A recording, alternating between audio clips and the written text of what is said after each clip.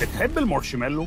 طب عارف إن المارشميلو كان أصلاً دواء وبيتباع في الصيدليات ومن آلاف السنين؟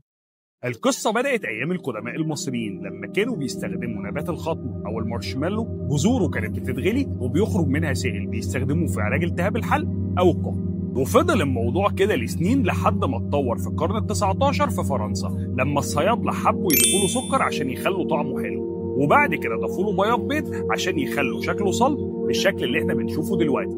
والدواء ده كانت الأطفال بتحبه جدا، ومع الوقت بدأت شركات أمريكية تصنعه وتبيعه، بس مش دواء، بدأت تصنعه وتبيعه ككاندي. بس لو هتقول إن المارشميلو كده يبقى حاجة صحية، أحب أقول لك استنى واسمع للآخر.